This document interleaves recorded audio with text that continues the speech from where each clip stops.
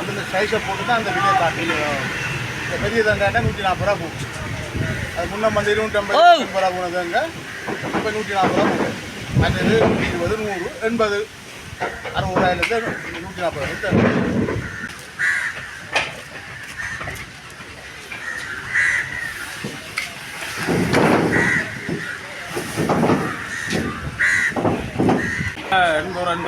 பெரிய ஒரு சைஸ் குறைஞ்சதை விட முதல்ல விட இருந்த விட குறைஞ்சிருக்காங்க. ஆரோக்கியமாக இருக்கக்கூடிய என்னன்னு சொன்னால் இந்த சந்தைக்குள்ளே வந்து நகரசபைக்கு முதலாவது வருமானம் கூடின இடம் கிடைச்சது. இந்த வருமானத்தை ஈட்டித்தார சந்தையை வந்து ஒரு பல காலம் பார்த்தீங்கன்னா சுகாதார சீர்திருத்தம்.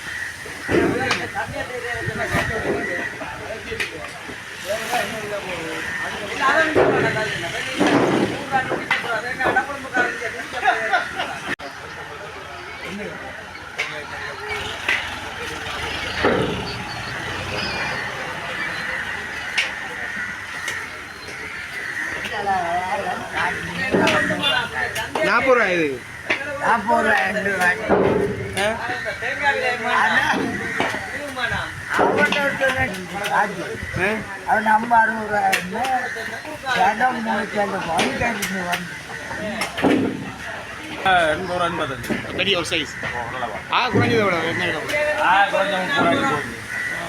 முதல்ல விட இருந்த விட குறைஞ்சிருக்காங்க.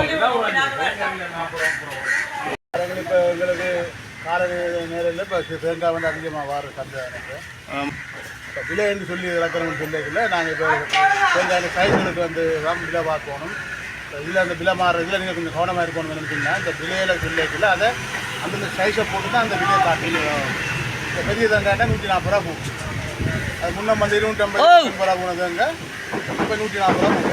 மற்றது 120 100 80 60 ரூபாயிலேருந்து 140 அது வந்து இப்போ தேங்காய்க்கான காரம் தானே. காற்று ஒழும்பினால் சோள காற்று ஒழும்பினால் தேங்காய்க்கான சீசன்.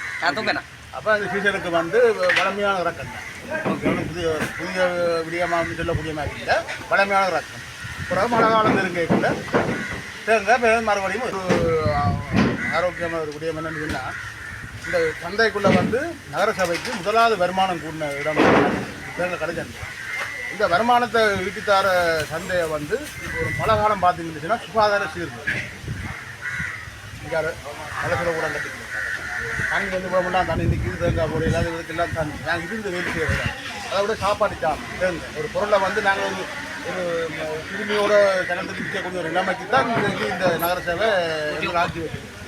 ஆனால் அந்த விட வருமானத்தை ஈட்டித்தார சந்தையை ஏன் அதை செய்து கொடுக்கிறாங்க. இப்போ நாங்கள் வந்த ஆரம்ப காலத்துலேருந்து அவைக்கு போய் கதைக்கு செய்தாரம் சொல்கிறான்னு சொல்லி எந்த விதமான நடவடிக்கையும் இல்லை. அடுத்த சந்தையில் வந்து ஒரு பிரச்சனையும் இருக்குன்னு அந்த சாவகத்திய மார்க்கெட் வந்து ஒரு பிரபலியமான மார்க்கெட். யாழ்ப்பாணத்துக்குள்ளே வந்து மிகவும் ஆரோக்கியத்தாலும் சாவகத்தியை செய்யாதுன்னு சொல்ல மாட்டோம். இன்றைக்கு நாங்கள் பார்ப்போமா இருந்தால் மீன் சந்தை எடுத்துக்கொண்டால் இறைச்சி கடை எடுத்துக்கொண்டால் இங்கே இல்லை முடியாமல் யாழ்ப்பாணத்தில் ஒப்பிடும்போது இங்கே வந்து விலை அதிகமாக இருக்குது. பழங்களாக இருக்கட்டும், மரக்கறியாக இருக்கட்டும், எல்லாமே இந்த விலை அதிகம். கணம் வந்து சாவச்சேரி சந்தை கூட வாரது நுகர்வோர் குறைஞ்சி. அப்போ இதுக்கு ஒரு நடவடிக்கை இந்த நகரசபையை வந்து இந்த வியாபார தளம்பலை ஏற்பட்டு இதை ஆராய்ச்சி இதுக்கு எந்த நடவடிக்கை எடுக்கணுமன்றதுக்கு நகரசபை வந்து எந்த விதமான கண்டுகொள்ள செயல்பட்டு இருக்கிறது. அதை நாங்கள் கண்டிக்கிறோம். மக்களுக்கு வந்து சாதாரணமாக வந்து எல்லா மக்களும் ஒரே மாதிரி என்ன கோரிக்கை நாங்கள் வந்து இப்போ அடாவடித்தனமாகவோ இல்லாட்டி ஒரு ஆக்ரோஷமாக நாங்கள் செயல்பட இல்லை. எங்களோட மக்களுடைய வியாபாரத்தை நாங்கள் செய்கிறதுக்கு வந்து எங்களுக்கு வந்து இடவசதி பிரச்சனையாக இருக்குது. ஏன்னு சொன்னால் இப்போ இங்கேயே பார்த்தீங்கன்னா 2 பெரிய வியாபாரிகள் இப்போ பிஸ்கட் கம்பெனிக்கு தேங்காய் முடி கட்டி ஏற்றப்பட்டு கொழும்புக்கு ஏற்றுறாக்கள். அப்போ இந்த இடவசதி மாதிரி பாருங்கள் இந்த இதுக்குள்ள இருந்து இவ்வளோ சிரமம். மழை பெஞ்சு தண்ணி நிற்கிற நேரங்களில் பெரிய சுகாதார சீர்கேடு செஞ்சு வேலை செய்கிற இடம். எத்தனையோ தடவை சொல்லி கடைசியாக வந்து நாங்கள் அகில இலங்கை தமிழ் காங்கிரஸையும் கொண்டு வந்தோம். ஒரு சபையில் நகர சபையில் வெற்றி பெற வச்சு வந்தால் அவையும் அதை கண்டுகொள்கிற மாதிரி தெரியும். அவையும் ஒரு ஆரோக்கியமான நிர்வாக திறன் அற்றதைத்தான் நாங்கள் அவகட்சி பாராளுமன்ற தேர்ந்தெடுக்கப்பட்ட அவரிடம் நாங்கள் முறையிடணும்னு சொன்னால் அவருக்கு இந்த சாவச்சேரியை வந்து பார்க்குறதே கிடையாது. சாவச்சேரி ஓட்டு போட்ட மக்களுடைய அபிலாஷையே கேட்கறது கிடையாது. இதில் வந்து அவருக்கு நாங்கள் வேறு அழைப்பு கொடுக்க வேண்டிய அவசியம் இல்லை. முறை ஆரம்பத்திலே சொல்கிறேன். நான் சொன்ன விஷயம் என்னன்னு சொன்னால் இந்த தேங்காய் கடைக்குள்ளே இருந்து தான் ஒரு அந்த பாராளுமன்ற உறுப்பினர் உருவாயிடும். யாரை நீங்கள் மறக்கிறதுக்கும் இல்லை, மறப்பதுக்கும் ஏதானே. இந்த தேங்காய் கடைக்குள்ளே இருந்து நாங்கள் எப்படி இருந்து இந்த வியாபாரம் செய்கிறது, எப்படி அரசியலை செய்யணும்னு சொன்னால் இங்கே வந்து அந்த ஒவ்வொரு வியாபார தளத்தையும் வந்து நாடாளுமன்ற உறுப்பினர் வந்து பார்க்க வேண்டிய கடமை இருக்குது. அவர் இங்கே பார்ப்பதும் இல்லை, பாரதும் இல்லை. நாங்கள் வந்து இப்போ நிரந்தரமாக கொடுத்து அந்த நேரம் கட்டப்பட்டு நிரந்தர கட்டிடம் இது. இப்போத்த நிலைமைக்கு அந்த நேர வியாபாரத்துக்கு அந்த கட்டுறதை பாருங்க தான் இந்த ஒரே ஒரு கட்டுறது தான் எங்களுக்கு நிரந்தரமாக தந்துருக்கு. ஆனால் இப்போ இருக்கிற வியாபாரத்துக்கு விருத்திக்கு இந்த இடம் பத்தாது. இந்த இடம் உங்களுக்கு காணாது.